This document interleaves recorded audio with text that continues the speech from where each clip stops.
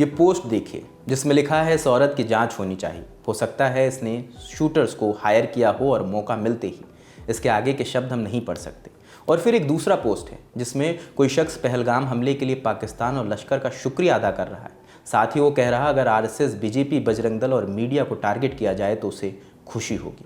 22 अप्रैल को हुए पहलगाम हमले के बाद सोशल मीडिया पर किया गया ये पोस्ट शांति भंग करने वाला है। एक और जहां पूरा देश आतंकी हमले की निंदा कर रहा है, मारे गए लोगों के परिवार के साथ खड़ा है, संवेदना व्यक्त कर रहा है, वहीं दूसरी ओर एक महिला जिसकी शादी महज 2 हफ्ते पहले हुई थी और हमले के दौरान उसके सामने उसके पति की हत्या कर दी गई है, उसी की तस्वीर शेयर कर ये पोस्ट किया गया है। एक दिन पहले ही हरियाणा के करनाल में नेवी ऑफिसर विनय नरवाल का अंतिम संस्कार हुआ। उन्हीं की पत्नी की तस्वीर शेयर कर ये पोस्ट किया गया है। सवाल ये है कि ये पोस्ट करने वाले लोग हैं कौन?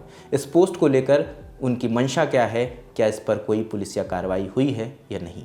आज तक के रिपोर्टर धीरज शाह की रिपोर्ट के मुताबिक ये पोस्ट करने वाले शख्स का नाम ओसाफ खान बताया जा रहा है। पुलिस ने उसे हिरासत में ले लिया है। जबलपुर के सिंधी कैंप निवासी अभय श्रीवास्तव की शिकायत के आधार पर पुलिस ने कार्रवाई की है। शिकायतकर्ता अभय श्रीवास्तव का कहना है कि इससे वो बहुत आहत थे। मोहम्मद ओसाफ खान की टिप्पणियों से जन भावनाएं आहत हो सकती हैं।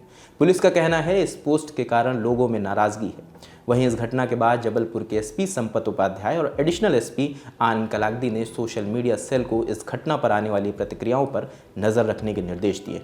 जबलपुर के एडिशनल एसपी सोनाली दुबे ने बताया कि ओसाफ नेत्र चिकित्सालय में बतौर हेल्पर काम करता है। उसे हिरासत में लिया गया है, उससे पूछताछ की जा रही है। सोशल मीडिया पर एक पोस्ट जो है वो देखने में आया था जिसमें जो पहलगाम में आतंकवादी हमला हुआ है उसको लेकर जो है एक कमेंट किया गया है और जिन्होंने ये कमेंट किया है वो नेत्र चिकित्सा विभाग में हेल्पर के रूप में काम करते हैं। इस संबंध में पुलिस ने जो है उचित कार्रवाइयाँ किया है और जो व्यक्ति है उससे भी पूछताछ कर उसको जो है वो अग्रिम कार्रवाई के लिए जो है पुलिस इन्वेस्टिगेशन कर रही है। अभी तक तो कोई ऐसी स्थिति स्पष्ट नहीं हुई है। शरारत के बतौर लिखा हुआ कमेंट तो वो निश्चित तौर पे नहीं कहा जा सकता है। क्या और उसके पीछे इंटेंशंस हैं और वो व्यक्ति की डिटेल्स क्या है इस पर पुलिस अभी जांच कर रही है। कुछ ऐसा ही मामला झारखंड के बोकारो के बालीडीह थाना क्षेत्र से आया है। आज तक के रिपोर्टर संजय कुमार की रिपोर्ट के मुताबिक पुलिस ने मोहम्मद नौशाद नाम के शख्स को हिरासत में लिया है। पहलगाम हमले के बाद रात तकरीबन 8:18 पर उसने सोशल मीडिया पर आपत्तिजनक पोस्ट किया था। बताया जा रहा है इसके लिए उसने Islamic lawyer a bold orator नाम के अकाउंट का इस्तेमाल किया है। पुलिस ने साइबर सेल की टीम के साथ मिलकर नौशाद के बारे में पता लगाया था।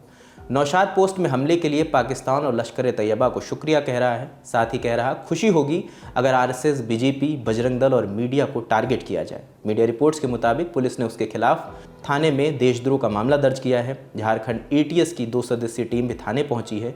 वो नौशाद से पूछताछ कर रहे हैं। पुलिस ये पता लगाने की कोशिश कर रही कि नौशाद किसी संगठन से जुड़ा है या अकेले ऐसी गतिविधियों में संलिप्त है। प्रशासन को आशंका है कि इस तरह के पोस्ट से सांप्रदायिक सौहार्द प्रभावित हो सकता है, जिसके चलते प्रशासन पूरी तरह से सतर्क है।